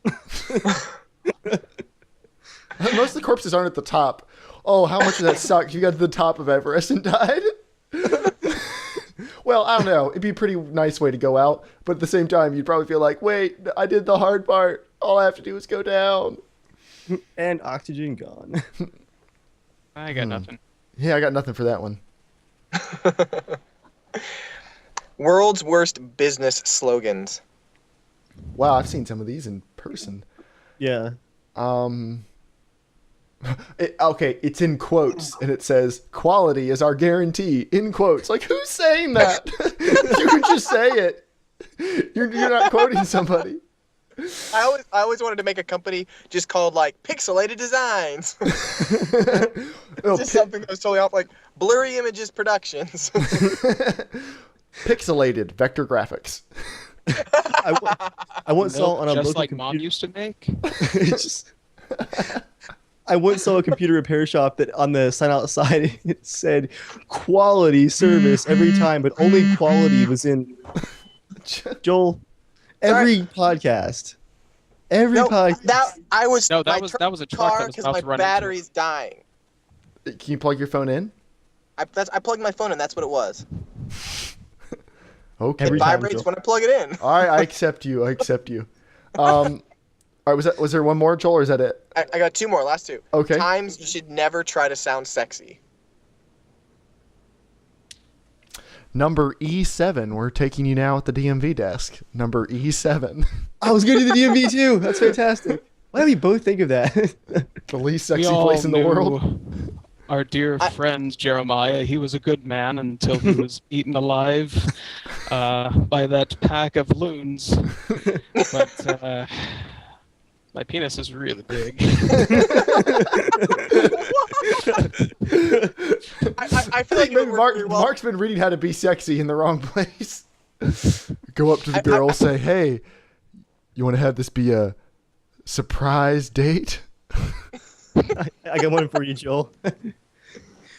Don't worry, boss. I'll be here on time tomorrow, but can I make it up to you? Sounds like the right time for me. Go up to a girl in a bar. Let's not turn this kidnapping into a murder. Then hand her a rose, a single rose in your teeth. All right. I feel like when you're sitting on the toilet and you run out of roll of paper, like in a public bathroom, you're like, hey, can you pass something over? I'm running low. I'm running dry over here. Need some of that white stuff over here. All right, what's your last one? Last one. Things you can say about a movie, but not about your partner. Like the I enjoyed first all one 2.5 better. hours. Practical effects? I don't know. Go ahead, Jeremiah. I enjoyed all 2 hours. I got one for you, Joel. I preferred the original. I left. There's implications. I left before the credits. The book's better. Just think about that one. Oh. Goes well with greasy popcorn. Oh, I Pierre something about the DP. Pierre Goes Sloth in the chat says, unsatisfying. I fell asleep in the middle. That, I think, is the winner for that one. That's beautiful. Good music, horrible experience. Good job, Ultra. Yeah. My theater's having a double feature for $5. Oh, Joel, this is even better with your stony Skype photo staring at us. Double feature. Most of the reviews Well, are really guys, positive. It's been great. It's been fun, but it hasn't been really great fun. Wait, I have one piece of listener news before you leave, Joel. You have to hear Okay. this. You can write into the show at casualshenanigans@gmail.com to be a part of the show. And this week, Brett wrote in, and the subject is OMG, you're typing, all caps. I was listening to episode 57 of Ye Old Podcast, and Holy crap, whoever was typing over half the conversations needs to move his mic away from the keyboard and or just sit on his hands during the broadcast. Seriously. Other than that, I enjoyed it. Smiley face. Joel, Sorry, guys. I've made the offer before. You pick out the mic stand you need, and Patreon will buy it for you. I have the mic stand. Then buy me the mic then. But you have a nice mic. Have we had this conversation before? Yes, we have. I want to get the one. It's not going to fit that the stand I have. Oh, okay. And Steven just says he landed, and that sounded quite sexy. So I'm going to go to the airport. Okay. Go pick him up. All right. Joel, all right, we'll talk about the mic thing later, but yes, we will fix that problem. Will be fixed. Oh yeah. Between your phone vibrations, Joel, and your tippity tap typing. Well, Joel, what you should do is just sell the mic you have that doesn't work, and then we'll put in the difference Yeah, to get you a nice one. that's what I'm going to do. Yeah, we'll put in the difference and get you a nice one. So just sell it for whatever you can and let me know. Okay. All right, Joel, Guys, thank it's you been for great. joining us. Yeah, thank you, Joel. Hey, take Bye, care, Joel. guys. All right, see you And later. I will see you guys on the flip side. See you on the flip side. Is he gonna kill us? All right. Now it's time for the rest of Listener Mail, part of the podcast where listeners have mail. So now we're going to do that. Descriptive. Okay. Our first bit of mail is from Charlie. And I've just dated Wow. myself horribly by That saying, takes me back. how long has it been since you thought about that? Long enough. I hope Debbie comments in the chat. I think she's watching right now. Gosh, that was like, yeah. Keep going. Oh, that was like 2005, I think. Something like that. It was around then. I saw it in like 06 or 07, I think. Really? Yeah. Okay. Well, you were behind the times. Charlie says, "Hey guys, I'd like to build my first gaming PC, but I don't know where to start. My budget is $600 Canadian, which is roughly $550 US dollars, 548 to be exact. I have a monitor, keyboard, and mouse, so all I need to worry about is the PC itself. If you guys can help me out at all with picking parts, it would be greatly appreciated. Also, if there's anything that would make a difference that would go out of budget, that's all right. I can stretch to about $600 US if I have to. Can you give me an idea of what type of graphic settings I'll be hitting with this build in games like DayZ and Battlefield? P.S. Longtime viewer, love the show, can't wait for more." Well, thank you for writing in, Charlie. I have put together a build that comes out to $532, and the Nice. reason it comes out to that amount is I'm going to recommend what I think you should spend a little extra money on, but I'll leave it up to you to make that decision. Okay, so for $532, I've picked out an AMD FX 6300, 3.5 gigahertz 6-core processor. It's the best cheap gaming processor you can get. An ASRock 960 FX motherboard, which if you want to bump your budget up a little bit, if you want to overclock, get a 990 FX chipset so you can overclock, because that chip will overclock to at least 4 gigahertz. 8 gigs of Kingston RAM, a 500 gig Seagate Barracuda hard drive. Oh, that's why it's less money. The hard drive is no longer in stock from that place. So this is really about a $580 build. Okay. But a 500 gig Seagate Barracuda, a GeForce GTX 760, a cheap Apex case, a Corsair 450 watt power supply, a light-on DVD burner. So the main parts are the processor and the graphics card. That graphics card, the 760, is a really good graphics card. It can play all the games you can play DayZ and Battlefield. Where you're going to have problems is AMD processors are not good for DayZ and ARMA, because those are very single core games, and per core AMD is not that great. AMD excels at multi-threaded programs because they offer more threads for cheaper. That's kind of AMD's thing, and it's good. It's worked out well for them, and it can be very useful, but for DayZ and ARMA and stuff, that won't work that well for you, which doesn't mean you won't be able to play them. You will be able to play DayZ with this build. You will be able to play Battlefield really well with this build. If you really want your DayZ frames to be well, you're going to have to buy at least a Intel dual core, but you probably won't be able to overclock it because none of their dual cores are overclockable. Or you could go on eBay and find like a used, Dave, what was your processor, a 930? Yes. If you're okay getting 39. used, if you got a used like first gen i7 or second gen i7, you could get one with a motherboard. Like, how much is your motherboard and CPU worth together? Your old one. The motherboard is actually worth quite a bit, but you can get some more budget Okay. of those motherboards. When you were Because looking at mine prices, was like what could I get a CPU mounted to a motherboard for, roughly?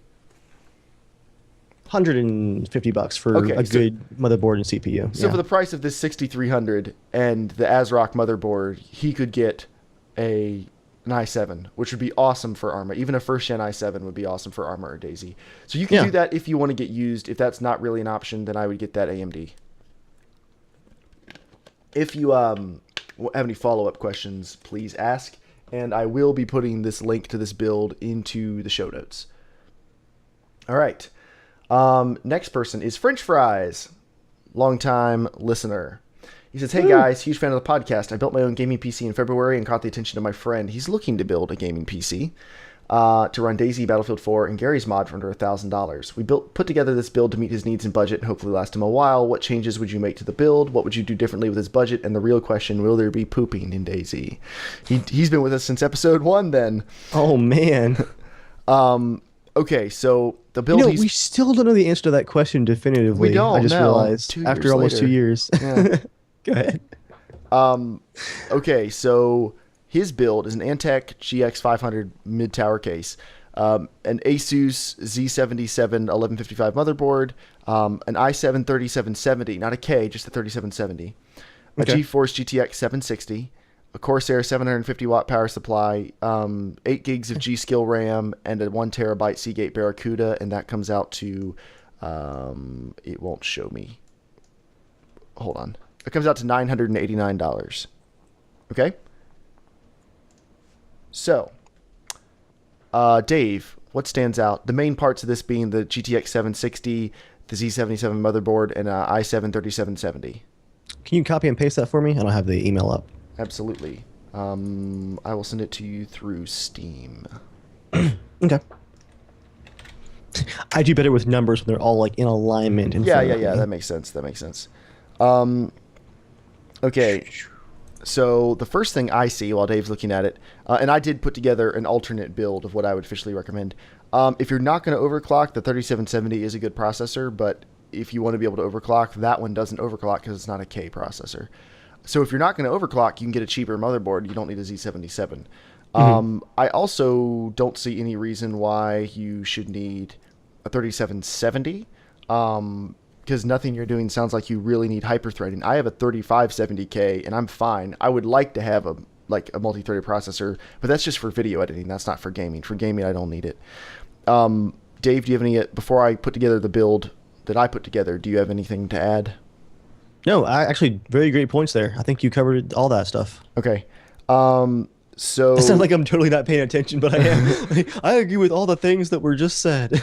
So what I recommend, this is a little bit more expensive, but you could drop the aftermarket cooler if you wanted, and you'd be right on budget. I'd get an i5 4690K, which is a quad core. It's overclockable. Mark has one. Mark, what did we get yours up to? Oh my gosh. What is it at now, or what did we get it up to? No, we left it at 4.5. Did we boot at 5, or did we boot at like 4.9?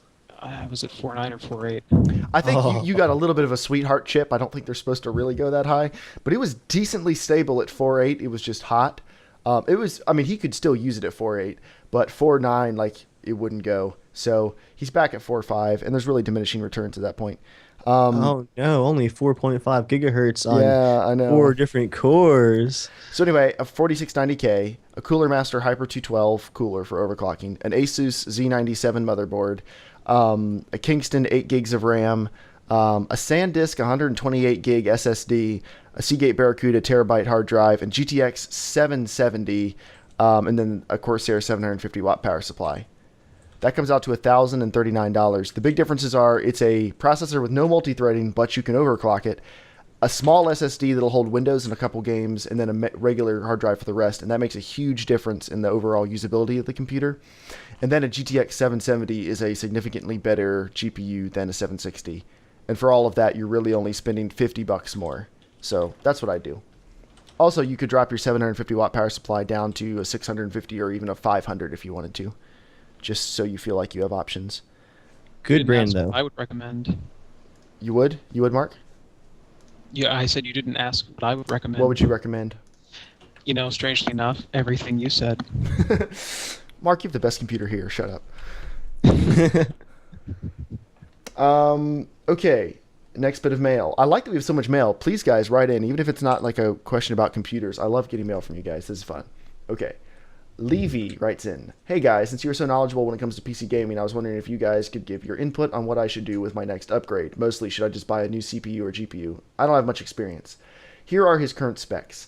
An Asus Crosshair V Formula Z AM3 Plus 990FX motherboard, a Phenom X6 1090T Black Edition overclocked to 3.6 gigahertz, a Akasa Freedom Tower cooler, I don't know what that is, and an Asus 6970 2 gig graphics card.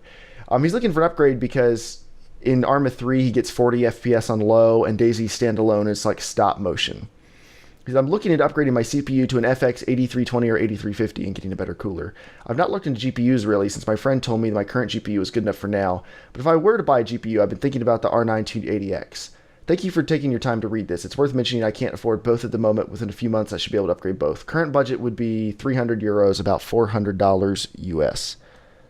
So I always feel bad for these AMD CPU questions because I am so out of the loop for AMD CPUs.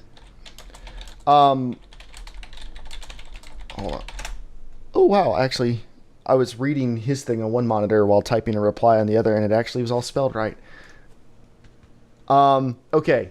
I had a 1090T processor overclocked to 3.8, I think, most of the time.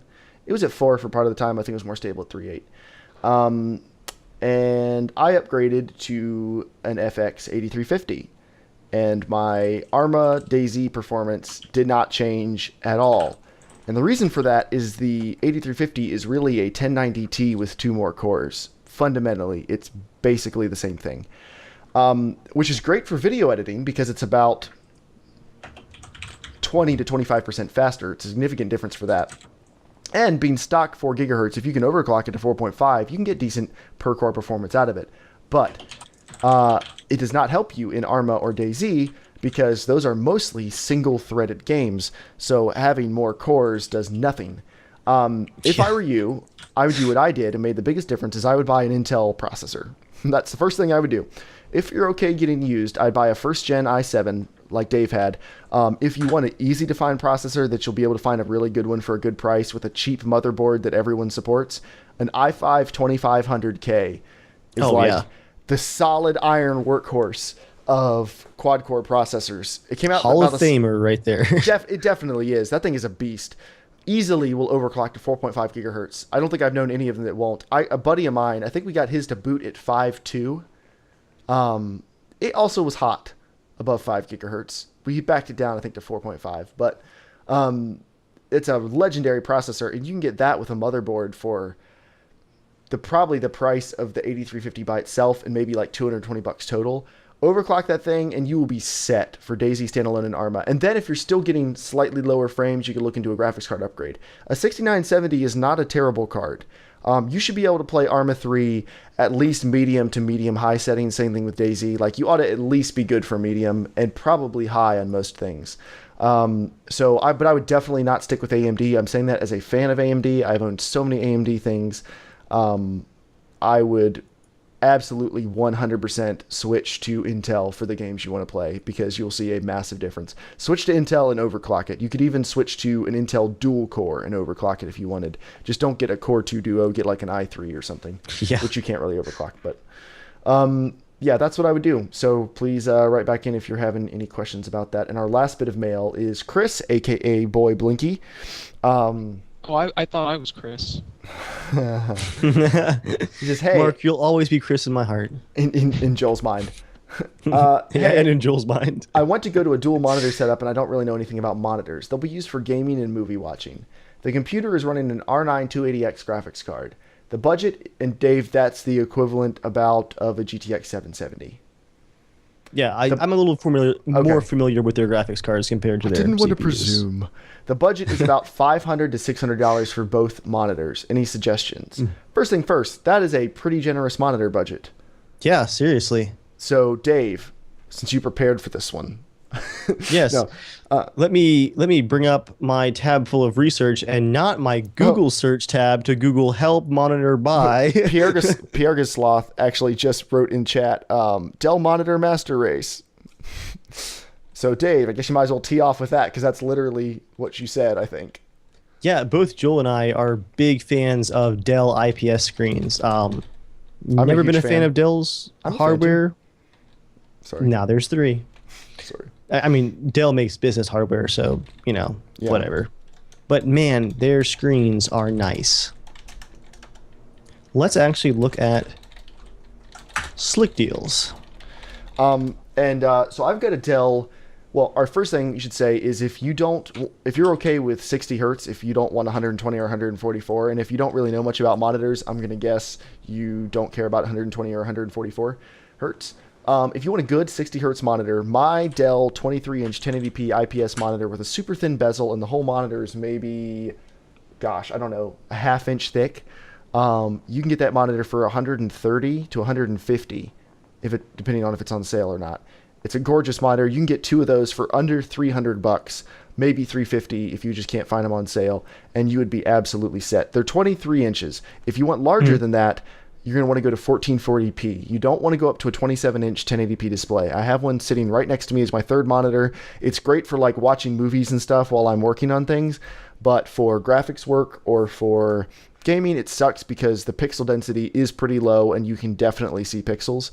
So if you want to go to 27 inches, you can get, unfortunately, that's going to use up most of your budget because what is like the Dell 27-inch 1440p monitor is like $550, isn't it?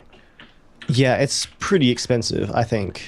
But that's a super nice monitor. If you want a really big, awesome monitor, I'd buy that and then go on Craigslist and find something like some cheap old LCD to use as your secondary monitor. If it's a secondary just for like internet tabs and email or something, get something cheap. Who cares? Looks like 1440p Dell and IPS is going to cost you about $550 even on sale. Honestly, if you really want to spend $500 to $600 on monitors, I'd buy that monitor and buy a $50 LCD off Craigslist. And at least in my area, there's tons of $50 LCDs that are like 22-inch LCDs on Craigslist. It'll look like garbage next to the IPS display. Yeah, you want to hide it in shame, like under your desk. But somewhere. it'll work for a second monitor. Now, if you just want a couple nice monitors and you're thinking, oh, well, I didn't realize, like I could get all this for it.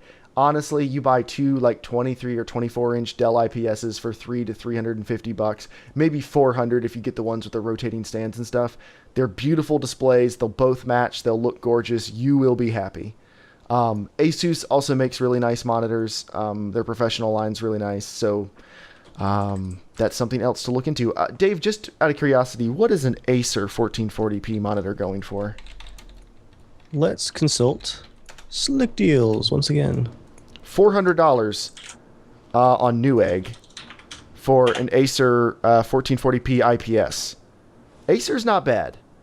They're not as good as Dell, to be sure. There was a sale in March on one for $349. I see that. But this one is on Newegg right now. You could buy it for... And there's an Asus one you can buy for $490. That's pretty good. So yeah, I would heavily think about that. Like, if you wanted to go up to 1440p, either get the Dell and a really crappy other one to go with it, or get an Acer. Like, get this Acer 27-inch and then get another smaller Acer to go next to it for the extra $100 to $200. And that'll be really awesome. That sounds like that might be the best thing because they've got pretty good return policies and stuff. Like if something should go wrong, I'd feel confident getting one of those. Or you could spend your whole budget on the Acer 29-inch 21:9 aspect ratio CinemaScope aspect ratio LED monitor. I don't know why, but you could do that. Oh, Boy Blinky is in chat. Boy Blinky, so talk us through like which version of this would you prefer? You want to go one big one and then a crappier one next to it, or would you rather have 2 pretty comparable monitors? And we will drop you links for whichever thing you prefer. And honestly, the reason that I'm stuck on the 1440p is I've been using this really great 1080p Dell screen for years and years now. I love it, but Joel got two, right? Or was just one of those he just Dell got screens? one. He doesn't use 2 screens for anything. Yeah, I don't know why I was thinking 2. I know that I want to, but oh man, that monitor is beautiful. I haven't had monitor envy in like 4 years since buying this Dell 1080p IPS. So you think it's significantly better than your IPS? Significantly better. Just pixel density, construction quality, and size. That's my next monitor, honestly. Mm-hmm. I have an older TFT Samsung piece of crap on my right that's like all miscolored and whatnot. I'll be keeping the 1080p IPS. That'll move to the right. Goodbye, Samsung. Glorious 1440p right here. I can see it. All right, Boy Blinky says he wants to go with one big one and one crappier one. So I'm going to, on Amazon, I'm going to grab him the Acer links. I'm going to recommend Acer. The build quality, again, is not quite as good as Dell, but to fit within your budget and get those, this is how I would do it. 1 second. Dave, Vamp. I'm currently installing the Facebook Messenger app because I got a Facebook message, and I cannot reply to it on my phone without installing a separate application. That would be one thing if it was just like an application, but why does it dock a bunch of crap on top of all my other stuff? Like, when I get a message, I have like people's faces and icons like on my home screen on Android. I have a Nexus 5. Mm-hmm. And I mean, if it was just a background app, like I'm using both Google Hangouts and the Android Messenger app for messages. I use Hangouts for like Gmail style chat with Gmail accounts, and I use Messenger for just like SMS texting. That works great. They're in the background. They're quiet. They only pop up when stuff happens. But man, Facebook Messenger, I just feel like it's full of bloat. I already uninstalled it once, and we'll see how long it lasts this time. So, Boy Blinky, I'm going to send you a link to an Acer LED. Honestly, just like you can go on Newegg, just grab whatever size you think you want for an LED. I mean, it doesn't really matter. For the small one, like, who cares? And these will also, well, I guess, no, I'm not going to put these in the show notes because you're getting the links now, so you can save them and do whatever you want with it. But the build quality, again, is not going to be as good as the Dell one. The Dell ones are definitely superior in that, but honestly, the build quality is probably fine, and you'll probably use it for years and be happy with it. So I wouldn't worry too much about that. But anyway, that is our mail. Woo. Thank you guys for coming out and joining us. It's been real. And It's been something. It has, Dave. It's been something. It has been something. It really has. Something. Oh, I don't know about that. It's been something. It's been something. Something. All right. Is Mark alive? Mark? What? Wake up, Mark. We're closing the podcast. Wake up. All right. Well, thank you guys for coming out. Remember, Teamspeak server. It'll be in the show notes, and we're going to be promoting the Battle for Novo. The Battle for Novo is next Friday the 15th of August, 8 p.m. Eastern Standard Time. We're going to be promoting this a lot more, so if you don't remember all the details now, that's right okay. But we will be meeting at Novo, probably in the town square right next to the town hall. We'll be meeting at Novo at or before 8 p.m. and make sure to hop into the TeamSpeak chat. Thank you all for watching. Thank you for listening. Thank you for supporting us on Patreon. You can follow us on Twitter at Evil Viking, at Casual Shenanigans, at Germ Gaming, and you can follow us on YouTube, and all of that stuff. So consider rating us or leaving us a review on iTunes. That's the thing I'm going to shamelessly whore out if I can. Ultra Grunt, to answer your question, yeah, if people want to record and send us a link to the YouTube videos, that would be awesome to stitch together multiple perspectives. Don't get offended if we don't use everyone's perspective, though, just because the editing for the Battle for Berezino took me a lot of time. That's the nicest way to say it, is like enough time that I at several points thought this isn't worth it. But so yeah, that's all I got to say about that. It's going to be fun. I hope all of you guys come out. And thank you all so much. And with that, I'm going to close out the podcast instead of trusting it to one of you guys to say the wrong thing every time. It'll be about seals, don't worry. There used to be a great tower alone on the sea. You became the light on the dark side of me. Love remains what drug that's the high, not the pill. But did you know that when it snows, my eyes become large and the light that you shine can't be seen? There's your seal for you. How does he know that many words? I know the whole song. Stay casual. That's not casual at all. Wow, Mark.